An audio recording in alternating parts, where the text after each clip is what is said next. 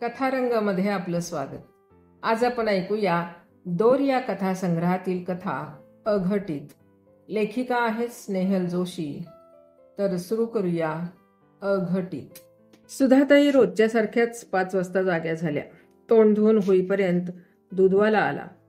सकाळचे पहिले कार्यक्रम आटपेपर्यंत 5:45 झाले. त्यांनी चहा तयार करायला ठेवला. तेवढ्यात मोहनरावही उठले.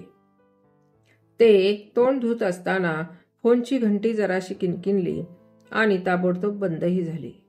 फोनकडे वळलेल्या सुधाताई त्यांना म्हणाल्या, अहो, काल रात्रीपासून असंच चाललंय. एकदा फोन उचलून बघितला तर डायल टोन बरोबर येतोय. काय आहे कळत नाही. मध्यंतरी हा पाऊस झाला. पुण्यात अशी संततधार कधी पाहिलीये?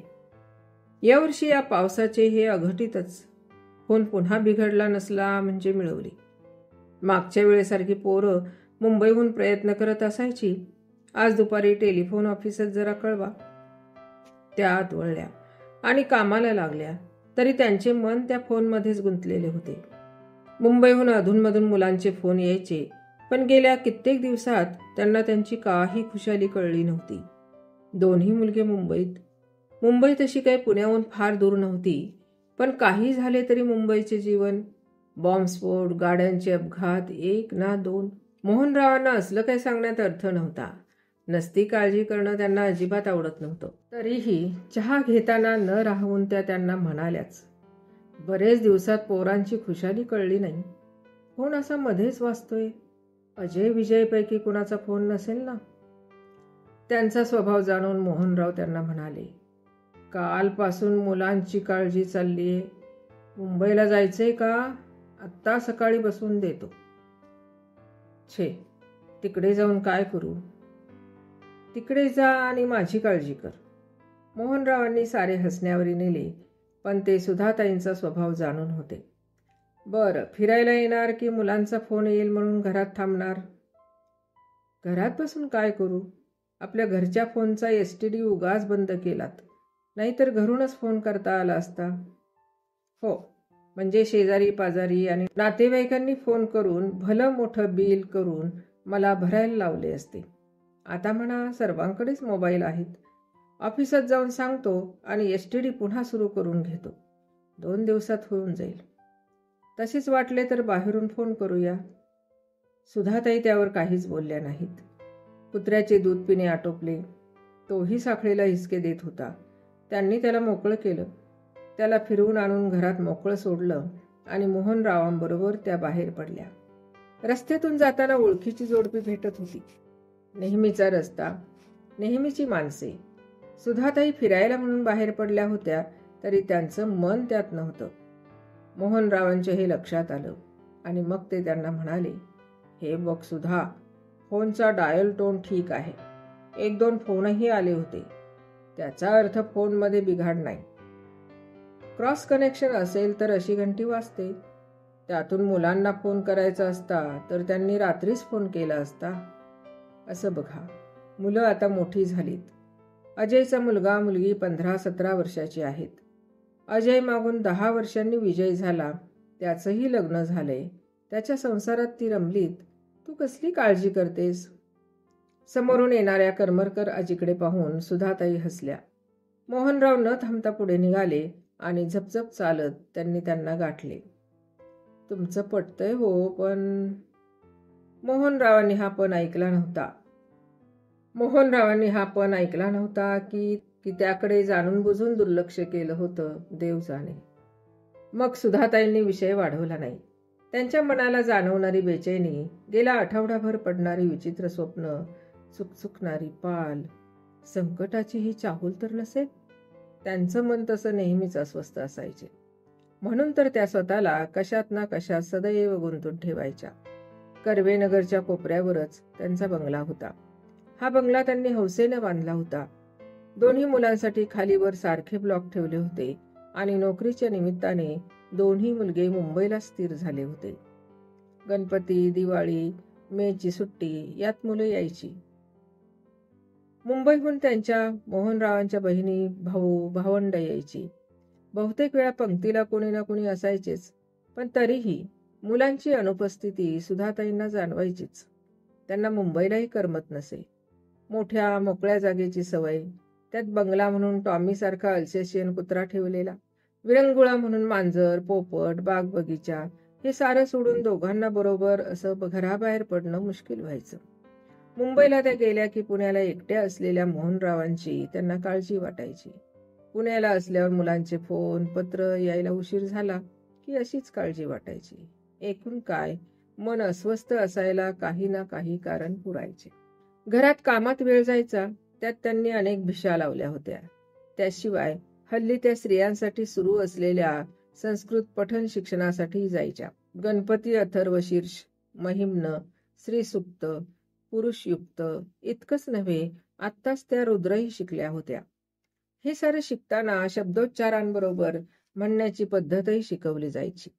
त्यामुळे उत्पन्न होणाऱ्या लहरी, निरनिराळे मंत्र, त्यांचा अर्थ, त्यांचा परिणाम, हे सर्व वेगळंच शास्त्र होतं. हल्ली त्यात त्या आपलं मन रमवत असत. तरीही आजच्यासारखे मन कधीतरी बंड करायचेच. आज त्यांचा पठणाचा तास होता. तिथून येताना जवळच एसटीडी बूथवरून फोन करायचा असं मनाशी ठरवल्यावरच त्या जरा निश्चिंत झाल्या. मग मात्र नेहमीची फेरी मारताना ओळखीची माणसे भेटल्यावर नेहमीसारखे हसून कुणाशी एखादा शब्द बोलून त्या घरी परतल्या. आल्या आल्या दुसऱ्यांदा चहा झाला. मोहनराव वर्तमानपत्र घेऊन बसले होते. सुधाताई ट्रे उचलून घरात गेल्या आणि रोजच्या कामाला लागल्या. मोहनराव आंघोळीला गेले असताना पुन्हा एकदा फोन किणकिणला. त्या डस्टिंग करत तिथंच हॉलमध्ये होत्या. त्यांनी पटकन फोन उचलला. पलीकडून कुणीतरी विचारले, हे मोहनराव कुलकर्णींचे घर का? अरे अच्युत ना, बोल, मी सुधाताई बोलते. अगो, कालपासून प्रयत्न करतोय, झालंय काय फोनला? मोहनराव आहेत का? त्यांना फोन दे. ते आंघोळीला गेलेत. बर, मी सांगतो ते नीट ऐकून घे, घाबरू नको. भावानं असं सांगताच त्यांचा जीव गळ्यापर्यंत आला. तरी त्या धीराने म्हणाल्या, सर्व ठीक ना? तेवढ्यात मोहनराव टॉवेल गुंडाळून बाहेर आले. फोन त्यांच्याकडे देत त्या म्हणाल्या, अच्युतचा मुंबईहून फोन आहे. त्या बाजूच्या खुर्चीवर टेकल्या तरी त्यांचे पाय थरथरत होते. त्या काहीतरी अनामिक संकटाच्या भीतीनं अशाच घाबरून खुर्चीला चिकटून बसायच्या.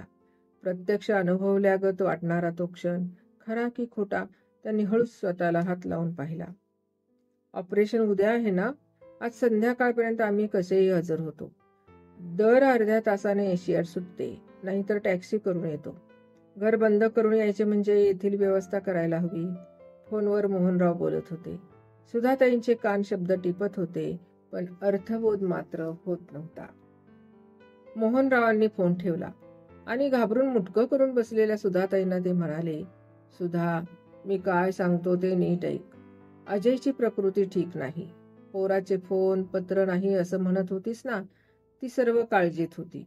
अजयच्या निरनिराळ्या तपासण्या चालू होत्या. उद्या टाटामध्ये अजयचे ऑपरेशन आहे. टाटामध्ये म्हणजे? कॅन्सरचा विचार मनात आला, पण तोंडून शब्दच उमटत नव्हता. त्यांच्या मनातले ओळखून मोहनराव म्हणाले, ऑपरेशन टाटामध्ये आहे म्हणून घाबरायचं कारण नाही. ब्रेन ट्यूमर आहे. तो मॅनिग्नंट का काय ते ऑपरेशनशिवाय कळणार नाही. ऑपरेशन तातडीनं करायला हवंय. स्वतःशी बोलल्यागत मोहनराव बोलत होते. ते कुणाला समजावित होते? स्वतःला का सुधाताईंना? बरं झाले वेळेवर लक्षात आलं ते. सारखं डोकं दुखायचं म्हणून तो डॉक्टरांकडे गेला. डॉक्टरांना संशय आला म्हणून स्कॅनिंग केले. अशा वेळी वेळ गेला तर पुढे माणसांना फीट येते, अर्धांग होतो. वेळेवर लक्षात आले म्हणून बरं झालं. आता निघायची तयारी करूया. घाबरून हातपाय मुडपून बसलेल्या सुधाताईंना त्यांनी शेवटी हलवलेच. मी काय म्हणतोय ते ऐकलेस ना? त्यांनी जरा मोठ्यानं विचारलं. मग मात्र सुधाताईंना आवरेना. डोळ्यातून उघळणारे अश्रू पुसत त्या म्हणाल्या, ही काय पुढे वाढवून ठेवले म्हातारपणी. फोन असा सारखा किणकिणत होता. मी तुम्हाला म्हणत होते. अगं सुधा, सारे खरं ग, पण आपणच असा धीर सोडून चालेल का? बोलायला वाटेत खूप वेळ आहे, निघायची तयारी करूया, म्हणत त्यांनी सुधाताईंना खुर्चीवरून उठवले. घराची व्यवस्था करायची म्हणजे सोपं काम नव्हतं. त्यांनी भाचीला फोन केला. दोघं अशी बरोबर बाहेर पडणार असली की ती आणि तिचा नवरा घराची देखभाल करायची. टॉमी त्यांच्याकडे राहायचा. पोपटाचा पिंजरा घेऊन गेला तरी घराभोवतालची बाग होतीच. शेजारच्या बंगल्यातील मेंदळेंना सांगून एक चावी तिथे ठेवायची. हे सारे तसे ठरलेलेच होते, पण सर्व आटपून बाहेर पडायला त्यांना दुपार झाली. वाटेत बोलू असे मोहनराव त्यांना म्हणाले होते, पण दोघं गप्प बसून होती. हे पुढं अघटित काय वाढून ठेवलंय म्हणून दोघं हपकून बसून होती. कॅन्सर म्हणजे मृत्यू, त्यात ब्रेन कॅन्सर. भाचीच्या नवऱ्याशी चाललेले बोलणे सुधाताईंनी ऐकले होते. घरातून निघताना, देवाची प्रार्थना करताना, शंकराची पिंड पाहताना त्यांना मृत्युंजयाच्या जपाची आठवण झाली होती आणि बाईचे बोलणे आठवले होते. मंत्रात असलेले सामर्थ्य, ते म्हणण्याची पद्धत, त्यामुळे वातावरणात उठणाऱ्या लहरी आणि त्या जोरावर माणसाच्या जीवनातही पडणारा फरक. पूर्वीच्या काळी या जोरावर ऋषीमुनी पाऊस पाडत असत. त्यांनी दिलेली अशी अनेक उदाहरणे सुधाताईंनी मनातल्या मनात जप करण्यास सुरुवात केली. संपूर्ण प्रवासात त्या मृत्युंजयाचा जप करत राहिल्या. अजयच्या घरी त्या संध्याकाळी पोहोचल्या. सून फार घाबरली होती. विजय आणि विजयची बायको तिथं हजर होती. दुसऱ्या दिवशी ऑपरेशन म्हणून घरात एक तणाव होता. सुधाताईने सारे शांतपणे घेतले याचेच सर्वांना आश्चर्य वाटले होते. त्या कुणाशी बोलत नव्हत्या. सोमवार असल्यामुळे रात्रीच्या जेवणाचा प्रश्नच नव्हता. केळं खाऊन दूध पिऊन त्या अंथरुणावर पडल्या. या एवढ्या वेळात एखादे वाक्य कुणाशी त्या बोलल्या असतील तेवढंच. बाकी सर्व वेळ त्या मृत्युंजयाचा जप करत होत्या. दुसऱ्या दिवशी ऑपरेशन. सर्वांबरोबर त्या हॉस्पिटलमध्ये गेल्या. टाटामध्ये गेल्यावर तिथं दिसलेले कॅन्सरचे अनेक पेशंट्स, त्यांची दयनीय अवस्था, नरकपुरी कुठे आहे तर इथं आहे असं म्हणण्यासारखी परिस्थिती. धडधाकट माणसाची छाती दडपून जाते. त्या पेशंटचे जवळचे कोणी येथे असेल तर त्याची अवस्था बघायलाच नको. सर्वजण सुधाताईंना हॉस्पिटलमध्ये न्यायला तयार नव्हते, ते म्हणूनच. पण हॉस्पिटलमध्ये गेल्यावरही त्या शांत होत्या. तोंडाने चाललेला जप, त्यांचे सर्व लक्ष त्यातच होते. रिपोर्ट्स 4 दिवसांनी मिळणार होते. घरातील माणसे जायची, यायची, बोलायची. दडपलेल्या मनस्थितीत का होईना पण त्यांचे व्यवहार चालू होते. सुधाताई मात्र कशातच भाग घेत नव्हत्या. रोजचे व्यवहार आटपले की उरलेल्या वेळात त्यांचा मृत्युंजयाचा चालणारा अखंड जप. आणि खरोखरच चमत्कार झाला. अघटितच घडले. साऱ्या चाचण्यांवरून हा ट्यूमर कॅन्सरचा असण्याची शक्यता असताना प्रत्यक्ष तो ट्यूमर ही साधी निरुपद्रवी गाठ ठरली. सर्वांनीच सुटकेचा निश्वास सोडला. इतकंच नव्हे, डॉक्टर म्हणालेही, वा, तुम्ही नशीबवान आहात. आणि सुधाताईंनी लेकाला वाचवल्याबद्दल देवाचे आभारही मानले होते. पुढचे 8 दिवस धावपळीतच गेले होते. अजय घरी आला, पण त्याची शुश्रूषा कुणीतरी करण्याची गरज होती. अजयच्या बायकोची नोकरी, इतके दिवस कोणत्या ना कोणत्या टेस्टसाठी घेतलेल्या रजा, पुन्हा मुलांची शाळा, कॉलेज. मांडलेलं घर टाकून सुधाताई मोहनरावांना इथं राहणं शक्य नव्हतं. शेवटी विचारांती अजयला विश्रांतीसाठी पुण्याला न्यायचं ठरवलं. आता फक्त दिलेली औषधे तेवढी वेळेवर घ्यायची होती. प्रकृती आपोआप सुधारणार होती. आणि एक दिवस अजयला घेऊन त्या पुण्याला परतल्या. पुण्याला घरातून बाहेर पडताना गोळा झालेला जीव, मनात येणाऱ्या भलभलत्या कल्पना, परत आल्यावर घरात शिरताना साऱ्यातून सही सलामत सुटल्याचा आनंद त्यांना वाटला होता. घरात आल्यावर देवाची प्रार्थना करताना त्यांची नजर क्षणभर शंकराच्या पिंडीवर स्थिरावली. त्यांनी केलेला मृत्युंजयाचा जप, त्यामुळेच तर अजय मृत्यूच्या जबड्यातून बाहेर पडला होता. मंत्र, निरनिराळे सुक्त, रुद्र याचे सामर्थ्य त्यांना पटले होते. म्हातारपणीचा हा सुधाताईचा विरंगुळा म्हणून घरातील इतर लोक त्याकडे पाहायची. काही बायका भजन करतात तसाच हा प्रकार असं त्यांना वाटायचं. पण मंत्राच्या सामर्थ्याची सुधाताईंना आलेली प्रचिती, पण उगाचच त्यावर चर्चा नको म्हणून त्या काहीच बोलल्या नव्हत्या. आता मंत्रतंत्र कुठले? घरी आल्यावर साध्या पूजेला त्यांना वेळ मिळत नसे. अजयला पुण्याला आणल्यावर त्यांचे रोजचे कार्यक्रमच बदलले. सकाळची फिरायला जाणे शक्यच नव्हते. टॉमीला तेवढे त्या फिरवून आणत. बाकी सारा वेळ अजयच्या शुश्रूषेत जायचा. सकाळचे त्याचे सर्वच करावे लागायचे. तो एवढा अशक्त झाला होता की प्रत्येक गोष्टीसाठी तो दुसऱ्यावर अवलंबून होता. त्याचं अंग पुसून घेणं, त्याचा नाश्ता, त्याला वेळेवर द्यावी लागणारी औषधं, त्याचा बिछाना ठीक करणं, सबंध दिवसभर एकाच खोलीत उबल्यासारखे वाटेल म्हणून रात्री आणि दिवसासाठी त्यांनी त्याला वेगवेगळ्या खोल्या दिल्या होत्या. रात्री खोलीत निशिगंध, रातराणीचे तुरे त्या आवर्जून ठेवत, तर दिवसा गुलाब, मोगरा, आजाऱ्याचे मन प्रफुल्लित राहावे म्हणून त्या धडपडत. त्याचे खाणे, पथ्यपाणी, टॉनिक्स. अजय म्हणायचाही, आई तुझ्यासारखी नर्स मिळणं शक्यच नाही. इंजेक्शन द्यायला डॉक्टर घरी यायचे, पण 15 दिवसांनी करावे लागणारे चेकिंग त्यासाठी मात्र मोहनराव त्याला घेऊन जायचे. तेवढे सोडले तर पेशंटची सर्व जबाबदारी त्यांची होती. हळूहळू अजयच्या प्रकृतीत फरक पडत होता. त्याचे वजनही वाढले होते, चेहऱ्यात फरक पडला होता. डॉक्टरांच्या म्हणण्याप्रमाणे सारे घडत होते. अशा वेळी खरं म्हणजे मनाला निश्चिंतता वाटायला हवी. पण का कुणास ठाऊक सुधाताईचे मन अजूनही स्वस्थ नव्हते. मनाला जाणवणारी हुरहुर. अजयची शुश्रूषा आणि त्याला भेटायला येणारे, आल्या गेल्याचे सर्व पाहावे लागायचे.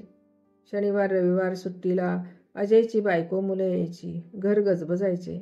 मृत्यूच्या दाढेतून ओढून काढलेलं अजय सून घरात मदतीला आली तर त्याच म्हणायच्या, तू त्याचं कर, त्याचं बघ, मी घरातलं बघते. या सर्व गडबडीत त्या पार थकायच्या. रात्री गादीवर पडल्यावर थकल्याने झोप लागायची.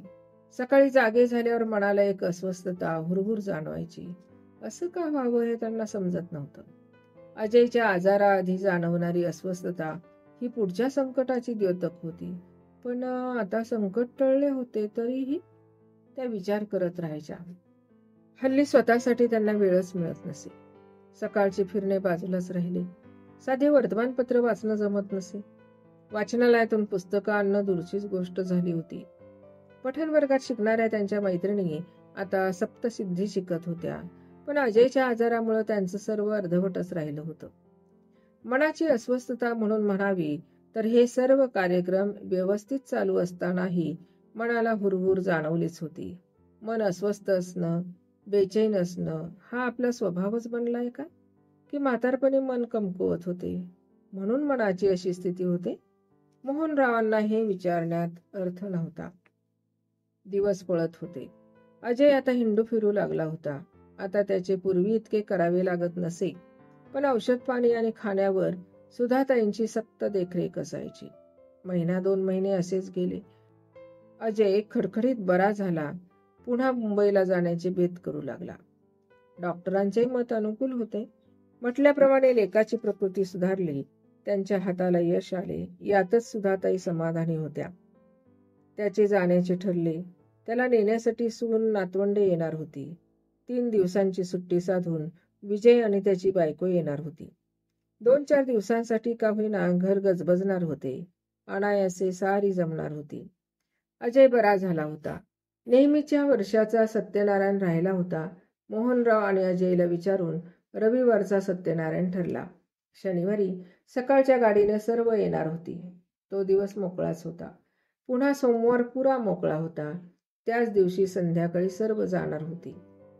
विजयजवळ फोनवरून बोलणेही झाले होते आणि निश्चिंतपणाने त्या पूजेच्या तयारीला लागल्या. शनिवारी त्या लवकरच उठल्या. एवढ्या माणसांचं जेवण? बाई हाताशी होती, पण कुणाला काय आवडते काय नाही हे लक्षात ठेवून स्वयंपाक करायचा होता.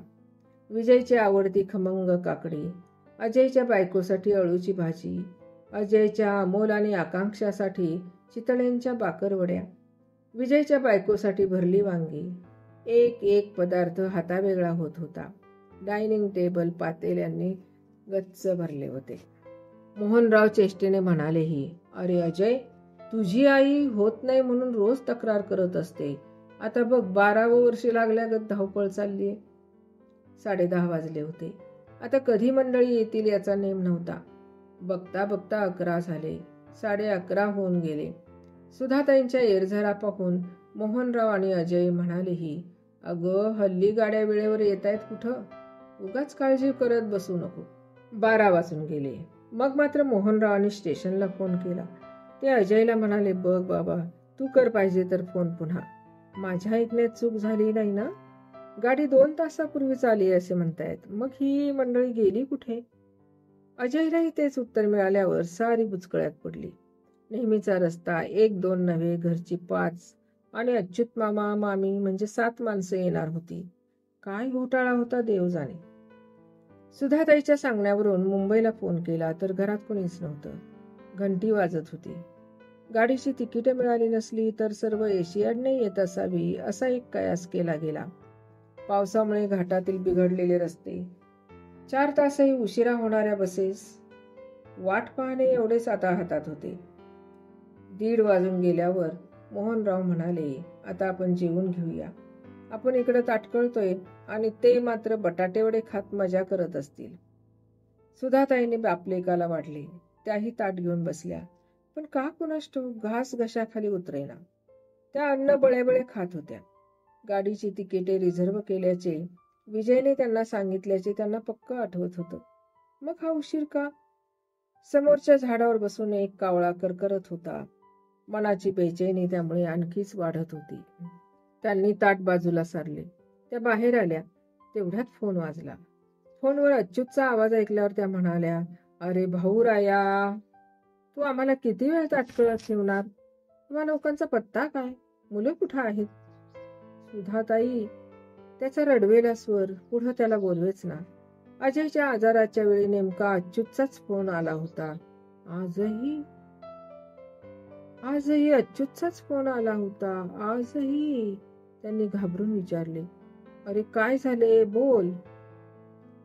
स्वतःला सावरत मग तो म्हणाला, मोहनराव किंवा अजय आहे का? फोन त्यांना दे.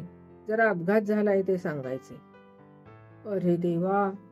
सुधाताईचे बोलणे ऐकून अजय व मोहनराव फोनकडे धावले. मोहनरावांनी त्यांच्याकडून फोन घेतला. अच्युतने सांगितलेली बातमी ऐकून ते सुन्न झाले. काय झाले अहो, मला सांगा ना. सुधाताई पार रडवेल्या झाल्या होत्या. अपघाताच्या भीतीनं थरथरत होत्या. मोहनराव अजयला म्हणाले, गाडीतून येताना पिंपरीजवळ कुणीतरी दगड मारला. तो विजयच्या कपाळाला लागलाय. तसंच त्याला पुण्यात आणून ससूनमध्ये ऍडमिट केले. अजूनही तो बेशुद्ध आहे. आपल्याला तिथं जायलाच हवं. ते तिघे बाहेर पडणार तेवढ्यात त्यांचे आणखी नातेवाईक आले. इतरांना कशी बातमी कळली होती देव जाणे. माणसं भराभरा जमली होती. थोड्या वेळात अजयची बायको, मुलं आणि विजयची बायको आली. आल्या आल्या विजयच्या बायकोनं दारातच अंग टाकलं. तिचा तो आक्रोश, आपला विजय या जगात नाही हे त्या समजून चुकल्या आणि त्या सुन्न होऊन गेल्या. पण विजय असा कसा जाणे शक्य होते? नुसता दगड लागून मृत्यू? अजयची पत्नी रडत रडत सांगत होती. दगड आला तोच भिरभिरत. खरं म्हणजे सारे आटोपून आम्ही उतरण्याच्याच तयारीत होतो. इतका वेळ अमोल खिडकीजवळ बसला होता. त्याला उठवून विजय बसला. दगड लागून रक्ताची चिळकांडी उडाली. त्यामुळे हातातले मासिक भिजले. दगड कपाळावरच बसला आणि तो कोसळलाच. त्यानंतर तो शुद्धीवर आलाच नाही. अच्युत मामा अजयला सांगत होता. तसेच ससूनमध्ये दाखल केले. सर्व टेस्ट झाल्या आणि ताबडतोब शस्त्रक्रिया करायची ठरले. त्याला थिएटरमध्ये नेलेही आणि अचानक सारा खेळ संपला बघ. तुझं पोरगच जायचं त्याऐवजी. अरे पण एवढ्या दगडाने प्राण घेतला. दगड आला तोच भिरभिरत आणि अवसानघातकी मार बसला तो छोट्या मेंदूला. डॉक्टरांना आशा नव्हतीच. रेल्वेचे सोपस्कार, ससूनला नेण्यात गेलेला वेळ, डॉक्टरांना ट्रीटमेंट द्यायला अवधीच मिळाला नाही. सारच अघटित. शेजारी पोरगा बसून गप्पा काय मारतो आणि दुसऱ्या क्षणी अच्युत मामा पार कोसळला होता. तो सांगताना ओक्साबोक्शी रडत होता. घरात दूरचे जवळचे नातेवाईक जमले होते. कुणी कुणाची समजूत घालायची तेच कळत नव्हते. सुधाताई धाय मोकलून रडत होत्या. नाही हो, हे मला सहन होत नाही. तुम्ही सर्व खोटं बोलताय. आणि मग त्या कळवळून मोहनरावांना म्हणाल्या, अशी जीवघेणी चेष्टा नको हो. मला माझा विजय हवाय. मोहनरावांनी त्यांचा हात घट्ट पकडला. ते रडत होते. रडता रडता ते म्हणाले, आपलं नशीब फुटकं बघ. धडधाकट आपला मुलगा, त्यापेक्षा देवानं आपल्या दोघांना नेलं असतं तर. कसा आहे मृत्यू बघ ना. सारीच कोसळली होती. कुणी कुणाची समजूत घालायची, कुणी कुणाचे सांत्वन करायचे. मुलं नातवंडांनी गजबजून जाणारे घर. आलेले नातेवाईक दबक्या पावलाने चालत होते. हळू आवाजात बोलत होते. सुधाताई सुन्न होऊन बसल्या होत्या. अंत्यदर्शनाचा त्यांनी आग्रह धरला नाही. त्यांनी अजयचे ऑपरेशन पाहिले होते. डोक्याला मुंडाशी बांधल्यागत बांधलेले भले मोठे बँडेज. अजयचे रिपोर्ट्स नॉर्मल आल्यावर, ताणतणाव संपल्यावर विजय अजयला चिडवायचा. काय पौडातून आल्यागत वाटतो या. आता अजयच्या ऐवजी विजय, त्यांचा विजय.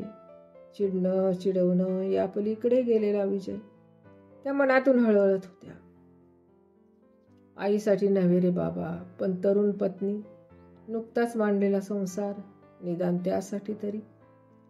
चांगले वाईट कोणतेच दिवस कोणासाठी थांबत नाहीत. घड्याळ त्याच वेगाने टिकटिकत असते. शेजारी पाजारी नातलग येत होते, भेटत होते. सुन्न होऊन त्या पडून असत. बळेच कुणी खायला घालत, चहा पाणी देत. कधी त्या खायच्या, कधी अन्नाचा उमासा काढायच्या. 8-9 दिवस असेच गेले. थबकलेले जीवन कसेबसे चालू होते. 10व्याला तिलांजलीसाठी नातलग त्यांना घेऊन क्रियाकर्माच्या जागी गेले. त्या गेल्या त्या लोकांच्या आधाराने. त्यांना धड चालवत नव्हते की उभं राहवत नव्हतं. घरात कोण काय करतंय याचंही त्यांना भान नव्हतं. त्या सारख्या पडून असल्या की भिंतीच्या आधाराने लोड लावून कुणीतरी त्यांना बसवत असत. डोळे मिटून सुन्न मनाने त्या बसून राहत. 10व्याची नोंद मनाने घेतली होती, पण पुन्हा दिवसवार. त्या दिवशी घरात काहीतरी होते, त्यांना तेवढे जाणवले. कुणीतरी त्यांना भिंतीला टेकून बसते केले म्हणून त्या बसून राहिल्या होत्या.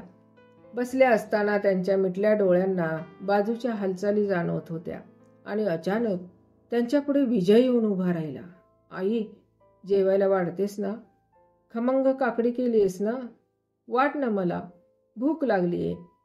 अगं, अजयच्या आजारात तू मृत्युंजयाचा जप केलास, तो अजयच्या घरी, पण संकल्प न करता.